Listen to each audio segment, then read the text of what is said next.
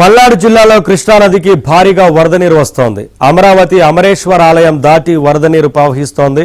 పల్లపు వీధి ముస్లిం కాలనీలోకి వరద చొచ్చుకెళ్లింది. రహదారులపై 4 అడుగుల మేర వరద నీరు నిలిచింది. అమరావతి పోలీస్ స్టేషన్లోకి కూడా నీళ్లు చేరాయి.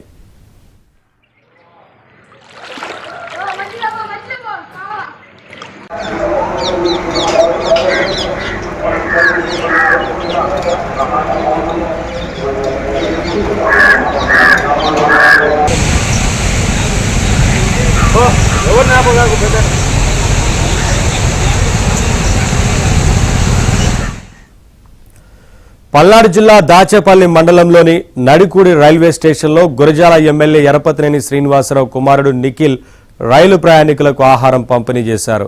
వర్షాలతో పలు రైళ్లు ఆలస్యంగా వెళ్లనున్నాయి. దీంతో ప్రయాణికులు తీవ్ర ఇబ్బందులు పడుతుండటంతో నిఖిల్ ప్రతి రైలు దగ్గరికి వెళ్లి ఆహారం అందించారు. ఇప్పటి వరకు 10,000 మందికి పైగా ఆహారం పంపిణీ చేసినట్లు నిఖిల్ తెలిపారు. వరద తగ్గుముఖం పట్టే వరకు ప్రయాణికులకు అండగా ఉంటామని హామీ ఇచ్చారు.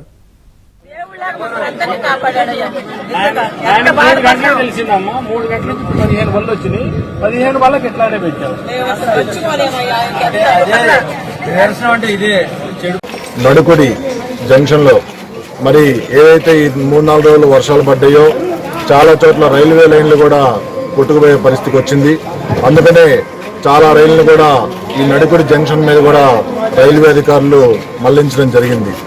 ఈ రైల్వే అధికారులు ఏదైతే ట్రైన్స్ ని మళ్లించడం జరిగిందో ఈ ట్రైన్స్ లో కూడా చాలా లాంగ్ నుంచి కూడా మన ప్రయాణికులు ప్రయాణిస్తూ ఉన్నారు. ఈ వరదల వల్ల వర్షాల వల్ల ఎక్కడ కూడా వాళ్ళకి మరి సరిగ్గా ఆహారం కూడా మరి మంచినీళ్ళు కూడా లేకుండా ఇబ్బందులు పడుతున్న పరిస్థితి మరి ఈ రోజు మనం చూసాము.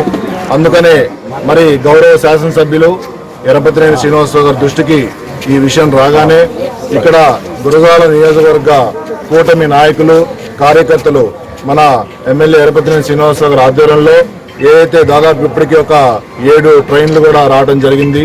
ఈ 7 ట్రైన్లో ఉన్న ప్రతి ఒక్కరికి కూడా మనం ఆహారం అందించడం జరిగింది, పళ్ళు అందించడం జరిగింది. అదేవిధంగా మరి మంచినీరు కూడా మరి గౌరవ శాసనసభ్యులు ఎరపతినేని శ్రీనివాసరావు గారి ఆధ్వర్యంలో మీ అందరం కూడా అందించడం జరుగుతుంది.